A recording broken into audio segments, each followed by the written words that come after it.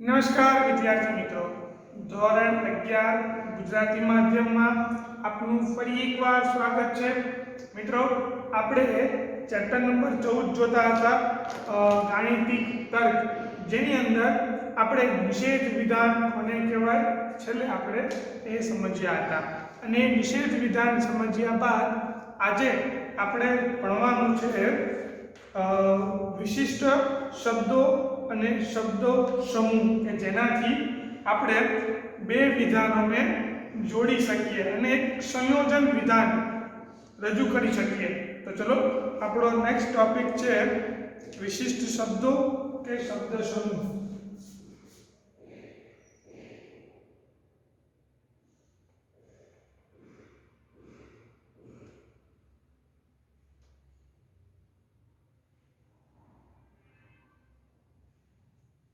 અહીંયા આપણે બે વસ્તુ સમજવાની છે, ડિટેલમાં ચર્ચા કરીએ એક પછી એક. પહેલું છે, ખાલી હું આખી ટેક્સ્ટ બુકમાંથી જોઈને વાંચું છું કે બે અથવા બેથી વધુ વિધાનોને તાર્કિક કારક, કારક એટલે કે બે વિધાનોને જોડી આપતું એક શબ્દ, એને કહેવાય કારક. અને તાર્કિક કારક છે અને એટલે કે જેને અને દ્વારા જોડવામાં આવે. તાર્કિક કારક અને દ્વારા જેને જોડવામાં આવે તે સંયોજિત વિધાનને આપેલા વિધાનનું સંયોજન કહે છે. અને એનો સિમ્બોલ, દાખલા તરીકે એક વિધાન છે p, બીજું વિધાન છે q, તો આ થયું એનું સંયોજન વિધાન કે જેને તાર્કિક કારક એમ અને વડે દર્શાવવામાં આવે છે. ચાલો, તો આપણે એનું સત્યાર્થતા સમજી લઈએ. કેવી રીતનું સત્યાર્થતા છે? તો આપણે વાત કરીએ કે આપણી પાસે એક છે વિધાન p, બીજું વિધાન q, અને પછી એની આપણે કરીએ અનેથી સંયોજન p અને q, અને આનો આપણે સત્યાર્થતા ટેબલ બનાવીએ. તો એ કંઈક આવી રીતનું થશે કે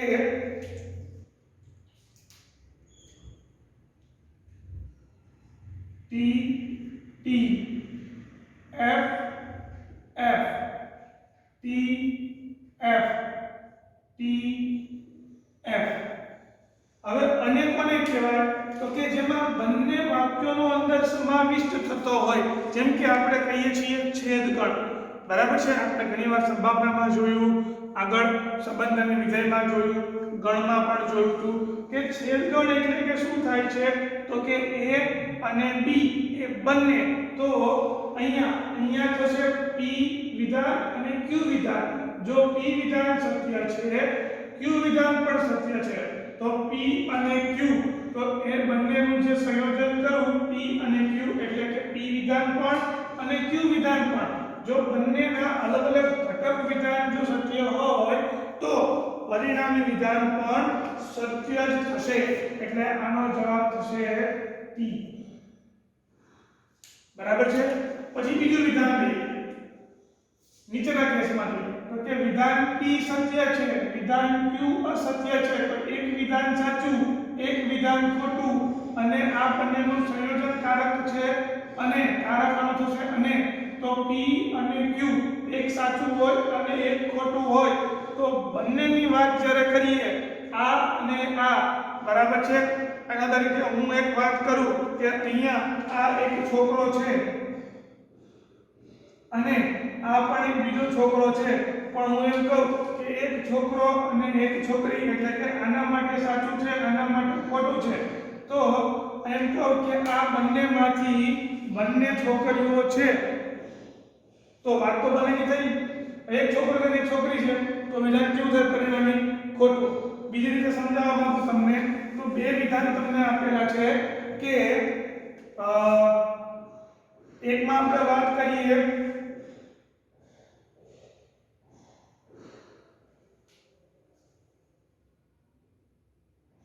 સમજીએ કે x બરાબર 2 અને x બરાબર 3 એ કોઈ સમીકરણના ઉકેલ છે એટલે આ પણ ઉકેલ છે આ ઉકેલ છે પણ જો આ ઉકેલ ન થતો હોય 3 ની બદલે તમને 5 આપી દીધું હોય તો ઉકેલ ન થતો તો એક જવાબ સાચો થાય એક જવાબ ખોટો થાય તો અને કહું તો કે આનું પરિણામી જે વિધાન થાય કે p અને q તો એ પરિણામી વિધાન કેવું થવાનું અસત્ય થશે એટલે કે આ થવાનું f આનું સત્યાયતા શું આવશે f એટલે કે જ્યારે કારક અને વાપરેલો હોય બેમાંથી એક પણ જો ખોટું હોય તો જવાબ શું થઈ જાય f એટલે આનો પણ જવાબ શું થશે f થશે અહીંયા f માં p ખોટું છે અને q સાચું છે માટે એનો જવાબ આવશે f જો બંને ખોટા હોય તો કોઈ વસ્તુ ઊભી થતી જ નથી એનું પરિણામી જવાબ પણ શું આવશે f જ આવશે બરાબર છે તો આ હતું કારક એક કારક થઈ ગયું અને સેમ એના જેવું બીજું કારક પણ તમને આપેલું છે કે બે અથવા બેથી વધુ વિધાનોને તાર્કિક કારક અથવા દ્વારા જોડવામાં આવે તો હવે તાર્કિક કારક અહીંયા શું થઈ ગયું અથવા તો આનો સિમ્બોલ શું થવાનો તો કે અથવા માટે આપણે શું વાપરતા હતા યોગગણ તો અહીંયા એવી જ નિશાની છે યોગગણ જેવી પણ નીચે ખૂણો બતાવેલો છે આ નિશાની થાય ચાલો આનું પણ સત્યાર્થતા ટેબલ જોઈ લઈએ અહીંયા p q આ વિધાન p અહીંયા વિધાન q p અથવા q 1 2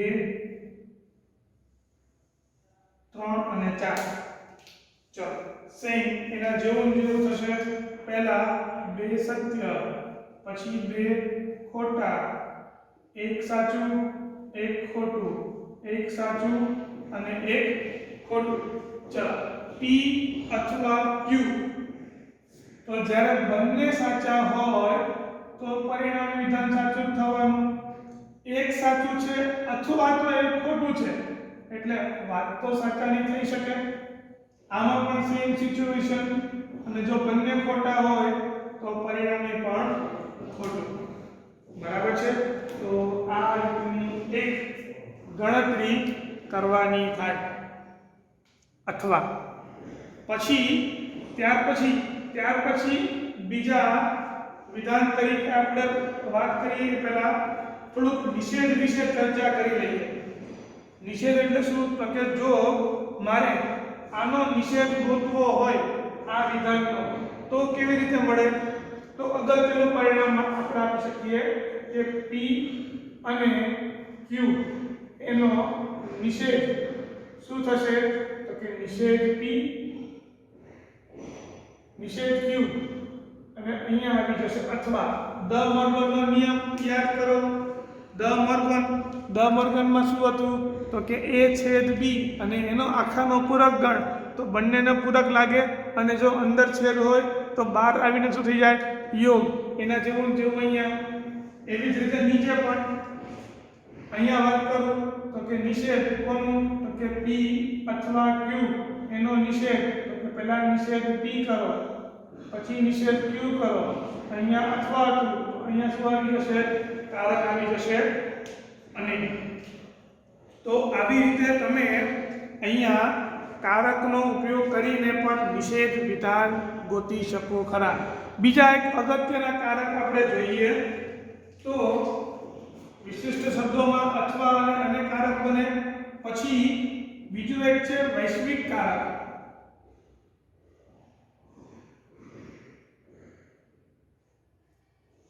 અને ત્રીજું એક છે અસ્તિત્વ કારક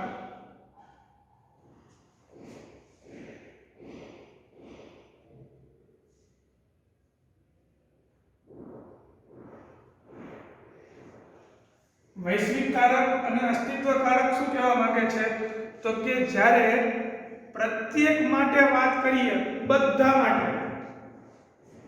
જ માટે પ્રત્યેક માટે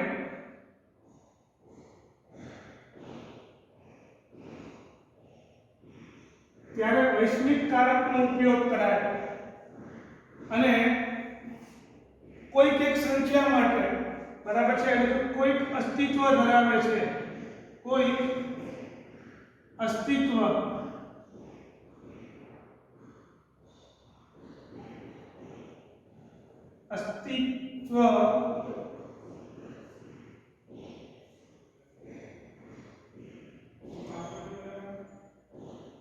ધરાવે છે, આવું જ્યાં થતું હોય તો એના માટે અસ્તિત્વકારક આવા શબ્દો આવે અંદર તો એને શું કહેવાય? અસ્તિત્વકારક. આનું મારે નિષેધ કરવાનું હોય તો પહેલા તો કહી દઉં કે આનો સિમ્બોલ છે ઊંધો એ અને કોઈક અસ્તિત્વનો સિમ્બોલ છે ઊંધો ઈ. આવી રીતનો ઈ કરવાનો. અને જ્યારે આનો નિષેધ કરવાનો હોય તો દાખલા તરીકે દરેક માટે વિધાન P સાચું છે અને જો હું એનો નિષેધ કરું તો નિષેધ કેવી રીતે કરવાનો? તો કે આનો નિષેધ થશે કોઈક P ખોટું છે, બરાબર. જ્યારે અહીંયા શું થશે તો કે કોઈક P એનો નિષેધ કરવાનો હોય તો શું થશે તો કે બધા જ P ખોટા છે. તો આ થઈ તમારી થિયરી. આટલી થિયરી છે અને આ બધી જ થિયરી સમજ્યા બાદ આપણે હવે એક પછી એક એક્ઝામ્પલ સમજીએ. તો એક્ઝામ્પલમાં સૌપ્રથમ પહેલો એક્ઝામ્પલ કે નીચેની પૈકી દરેક સંયુક્ત વિધાનમાં પ્રથમ સંયોજક ઓળખો.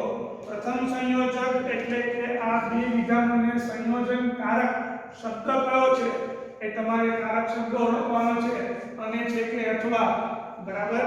અને પછી તેના ઘટક વિધાન છૂટું પાડો. ચલો તો પહેલો એક્ઝામ્પલ જોઈએ, નંબર 1 કે બધી જ સમય સંખ્યાઓ વાસ્તવિક છે અને બધી જ વાસ્તવિક સંખ્યાઓ સંકર સંખ્યાઓ નથી. તો બે શબ્દો, આ બે વાક્યો અલગ આપણને મળી ગયા, બે વિધાન મળી ગયા અને એની વચ્ચે કારક કયો છે તો કયા તમે કહી શકો છો કે કારક છે અને ઘટક વિધાન. તો કે પહેલું ઘટક વિધાન થશે કે બધી જ સમય સંખ્યાઓ વાસ્તવિક છે અને બીજું વિધાન થવાનું કયું કે બધી જ વાસ્તવિક સંખ્યા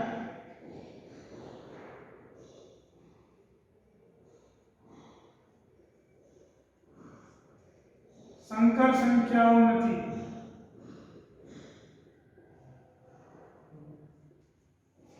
બરાબર છે. ત્યાર પછી નંબર 2 જો શું કીધું છે અહીંયા તો કે પૂર્ણાંકોનો વર્ગ ધન અથવા ઋણ છે. જો તમે જોઈ શકો છો કારક કયો છે અહીંયા? અથવા કારક છે, કારણ કે બે વાક્યોને અથવા વડે જોડેલા છે એટલે કે અહીંયા આપણો કારક થશે અથવા. અને ઘટક વિધાનમાં પહેલું વિધાન થશે કે પૂર્ણાંક નો વર્ગ ધન છે અને બીજું વિધાન થવાનું પૂર્ણાંકનો વર્ગ ઋણ છે કહી શકાય. અને આમાં કીધું હોય કે આનો સત્યાર્થતા શું હોઈ શકે તો કે આ પહેલું વિધાન છે એ સત્ય છે, બીજું વિધાન અસત્ય છે. તો એનું જે આ સંયોજિત વિધાન કર્યું કે પૂર્ણાંકનો વર્ગ કાં તો ધન હશે અથવા તો ઋણ હશે, તો એનું પરિણામી વિધાન તો સત્ય થશે કે હા લગભગ તો ધન જ હોય છે, ઋણ હોતું નથી, અથવા છે. તો એનો સમાવેશ આપણે અહીંયા કરતા નથી. બરાબર. ચલો એ તો આપણે ઓપ્શનલ વાત હતી, કહી દીધી. ત્યાર પછીનો એક્ઝામ્પલ નંબર 3 એમાં કીધું છે કે રેતી સૂર્યના પ્રકાશમાં ઝડપથી ગરમ થાય છે અને રાત્રિના સમયે ઝડપથી ઠંડી થાય છે. જોઈએ સોલ્યુશન. કે આનું કારક કયું છે તો કે કારક છે બે શબ્દોને જોડવું અને પહેલું વિધાન કયું છે તો કે રેતી સૂર્યના પ્રકાશમાં ઝડપથી ગરમ થાય છે।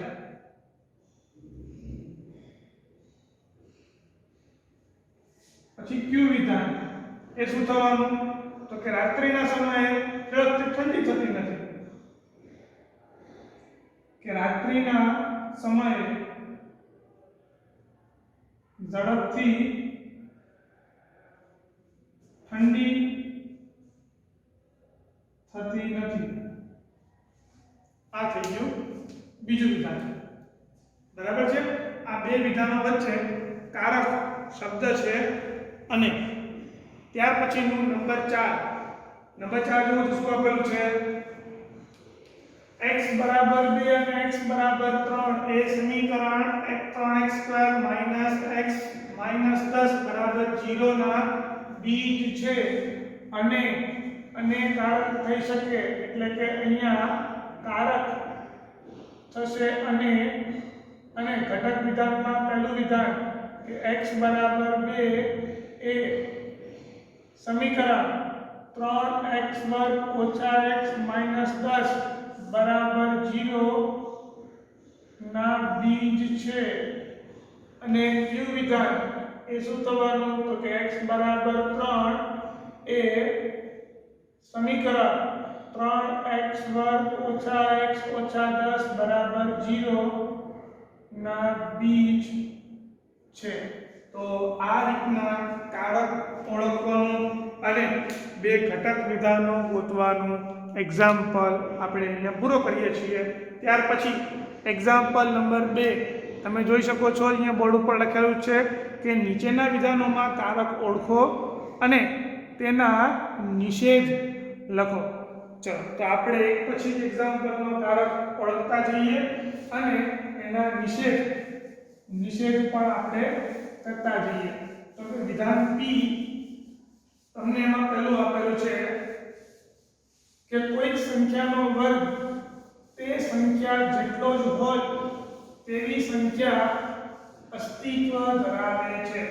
જો તમે અહીંયા આ જોઈ શકો છો કોઈ અસ્તિત્વ ધરાવે છે તો આવો શબ્દ અહીંયા મેન્શન છે કે કોઈ અસ્તિત્વ ધરાવે છે તો આ કારક થયો બરાબર છે અને આ કારક નું નિષેધ કરો તો શું થાય તો કે પ્રત્યેક શબ્દનો તમારે ઉપયોગ કરવાનો અને આ વિધાન જે છે એને શું લઈ લેવાનું તમારે નિષેધ લઈ લેવાનો બરાબર છે। જોઈએ તો જો શું થશે અહીંયા ડાયરેક્ટ જવાબ લખું છું નંબર 1 કે અહીંયા તમને કારક કયો આપેલો છે સોરી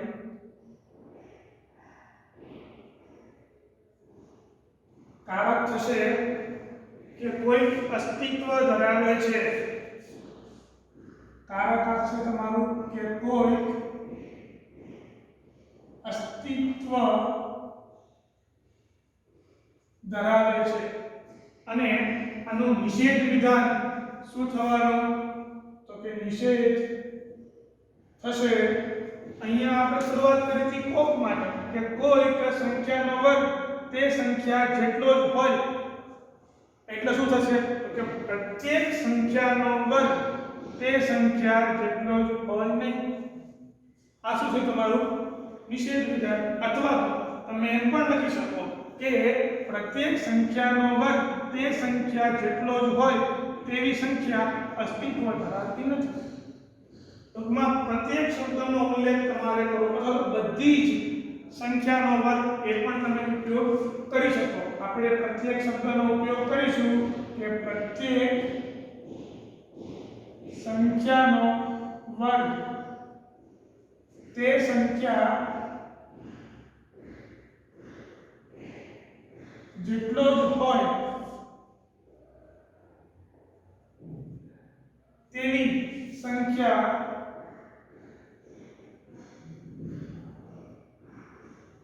અસ્તિત્વ ધરાવતી નથી। આ શું થઈ ગયું એનું નિષેધ વિધાન. ત્યાર પછી નંબર 2 જો તો નંબર 2 માં શું આપેલું છે તો કે પ્રત્યેક, આ પહેલો જ શબ્દ છે પ્રત્યેક. પ્રત્યેક વાસ્તવિક સંખ્યા x માટે x એ x કરતા x + 1 કરતા નાની સંખ્યા છે. તો અહીંયા શું આપણે ઉપયોગ કરીશું તો કે પ્રત્યેક આપેલું છે એનું નિષેધ, તો કે આનો પહેલા કારક શું આપેલો છે, કારક થશે પ્રત્યેક.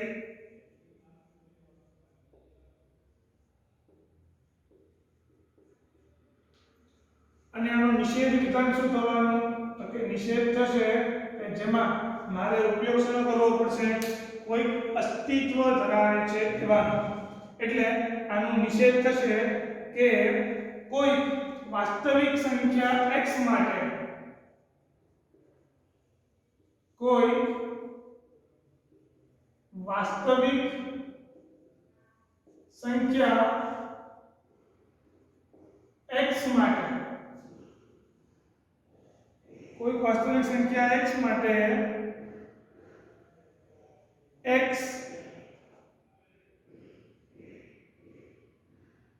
કોઈ વાસ્તવિક સંખ્યા x માટે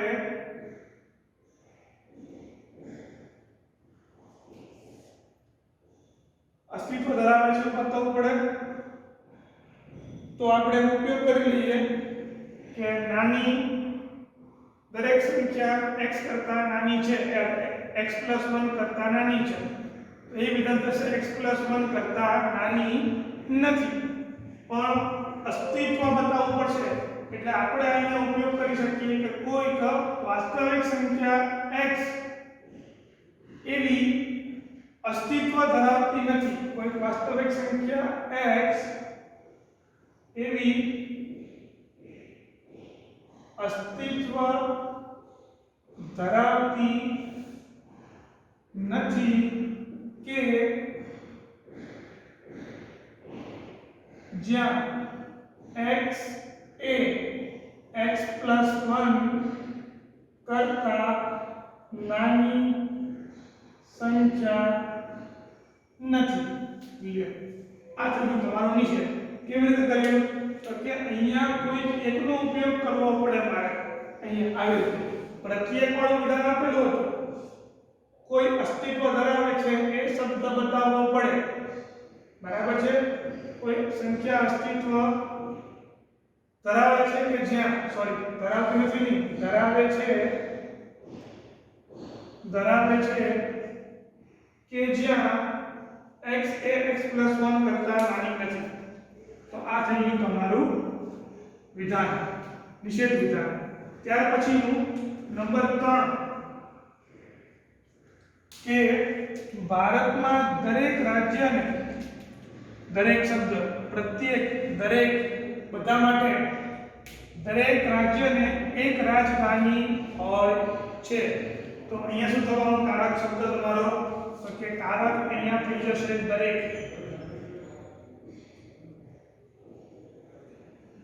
અને આનું નિષેધ, નિષેધ દરેક એટલે કે બધા માટે, પ્રત્યેક માટે. આનું નિષેધ શું થશે તો કે કોઈ સંખ્યા એવી કોઈ એક સંખ્યા એવું અસ્તિત્વ ધરાવે કે જેથી, કોઈ અસ્તિત્વ ધરાવે એમ કહો તોય ભલે, અથવા તો ઓછામાં ઓછું એક એવું અસ્તિત્વ ધરાવે એમ કહો તો પણ ચાલે.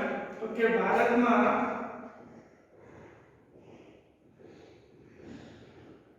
ઓછામાં ઓછું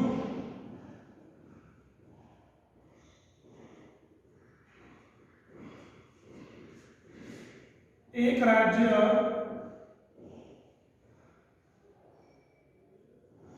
અસ્તિત્વ ધરાવે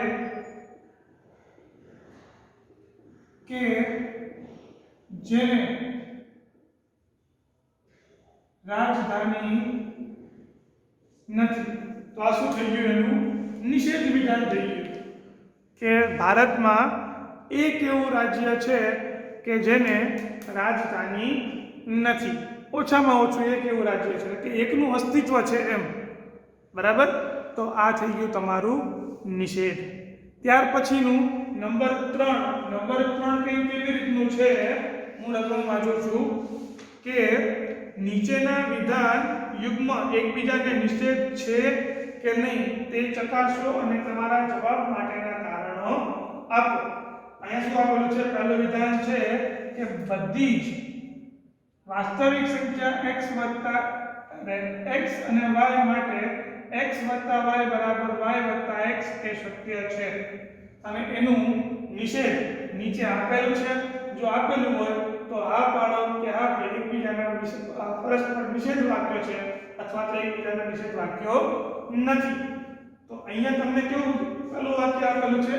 પ્રત્યેક વાળું આપેલું છે અને આનું નિષેધ કરવું હોય તો આવી રીતનું આપેલું હોવું જોઈએ. કોઈ અસ્તિત્વ ધરાવે છે અને પછી એનું નિષેધ. તો તમને એવું કીધું છે કે x + y = y + x થાય કે વાસ્તવિક સંખ્યા x અને y એ અસ્તિત્વ ધરાવે છે.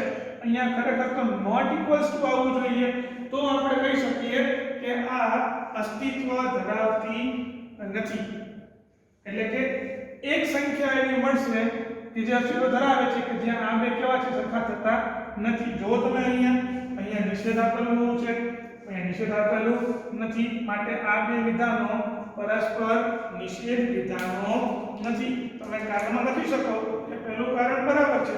જો બીજું કારણ આપણે નિષેધ લખવું હોય તો અહીંયા નોટ ઇક્વલ્સ લખો તમે તો નિષેધ થાય, બાકી નિષેધ થાય નહીં. તો આ તમારો થયો એક્ઝામ્પલ. બરાબર. એના પછી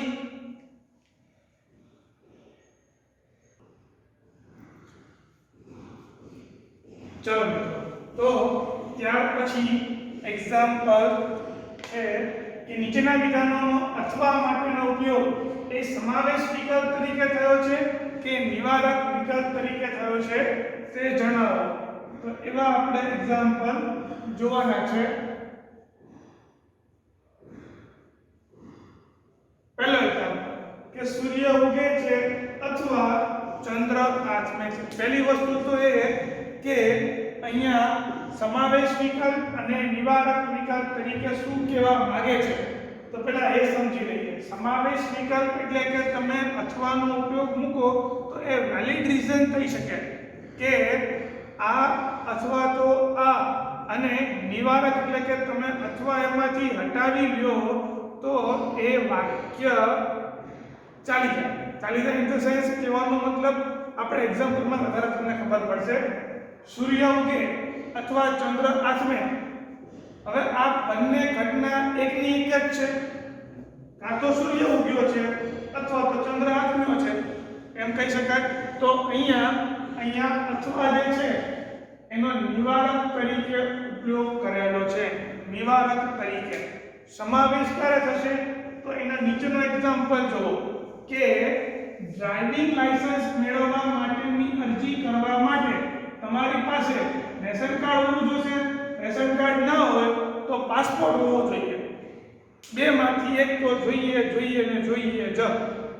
બરાબર છે. એ ન હોય તો તમારું ડ્રાઇવિંગ લાયસન્સ નીકળે નહીં. એટલે કે અહીંયા આનો ઉપયોગ થયો છે અથવાનો ઉપયોગ એ સમાવેશ વિકલ્પ તરીકે. કાં તો આ લઈ લેશે કાં તો પછી આ એનો ઉપયોગ કરી લેશે. એટલા માટે જ્યારે અહીંયા અથવાનો ઉપયોગ છે એ નિવારક વિકલ્પ તરીકે આપણે કરેલો છે. એના પછીનું બીજું તો કે બધી જ પૂર્ણાંક સંખ્યાઓ ધન હશે અથવા ઋણ હશે. હા, અમુક પૂર્ણાંક ધન હશે, અમુક પૂર્ણાંક ઋણ હશે. તો અહીંયા સમાવિષ્ટ થતો નથી, ભાગ પડી જાય છે. એટલે કે બંનેના નિવારક થશે. અહીંયા અથવાનો ઉપયોગ કેવો છે તો કે નિવારક વિકલ્પ તરીકે કરેલો છે.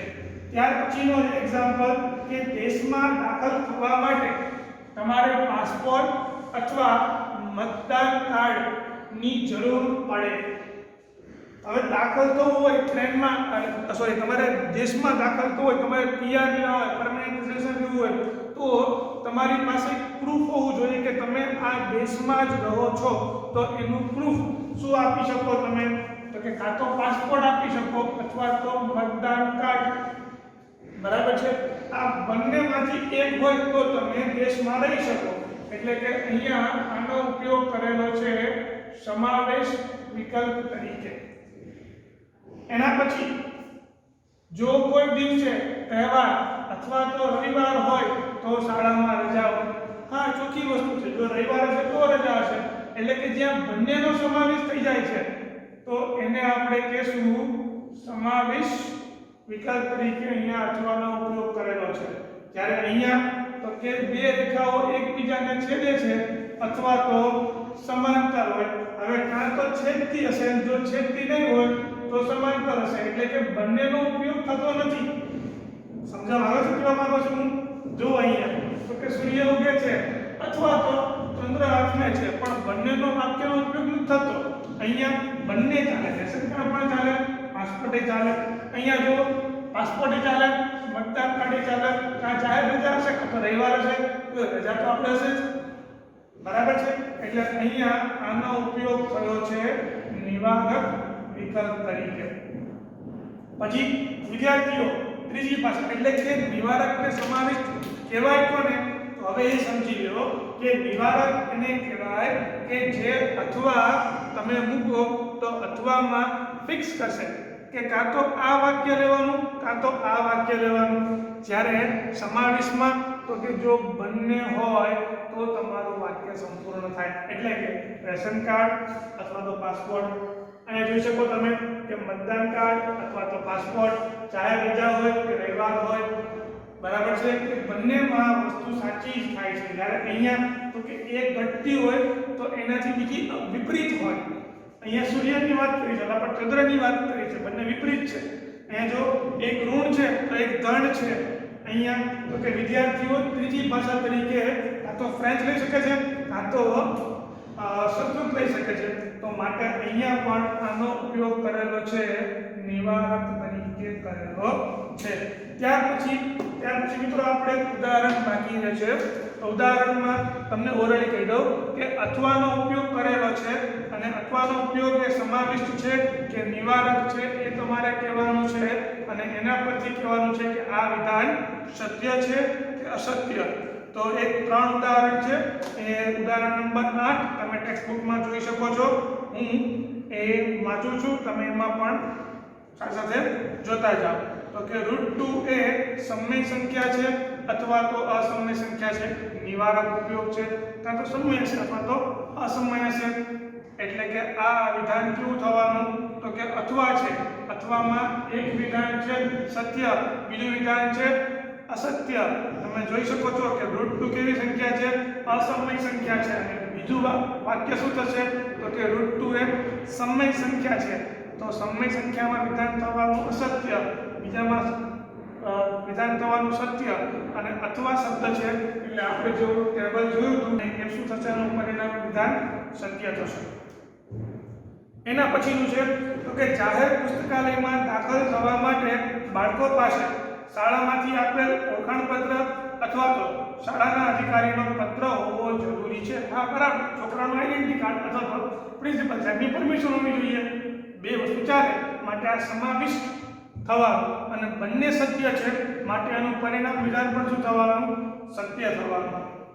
ત્યાર પછી લંબચોરસ એ ચોરસ છે અથવા 5 બાજુવાળો બહુકોણ છે. હવે લંબચોરસ એ ચોરસ છે પણ 5 બાજુવાળાને લંબચોરસ કહેવાય નહીં. એને શું કહેવાશે? બહુકોણ કહેવાશે. માટે અહીંયા સમાવિષ્ટ તરીકે ઉપયોગ થતો નથી પણ નિવારક છે. પણ હા, બંનેમાંથી એક વિધાન સત્ય છે માટે પરિણામ વિધાન પણ કેવું થવાનું? આનું સત્ય થવાનું. તો આટલા એક્ઝામ્પલો આપણે જોયા. ત્યારબાદ હવે આપણે ભણીશું પ્રેરણ. પણ એ આજે નહીં, એ ભણીશું આપણે આના પછીના વિડીયોમાં. તો અત્યારે માત્ર ને માત્ર આટલું જ. તો મળીએ નેક્સ્ટ વિડીયોમાં. ત્યાં સુધી આવજો.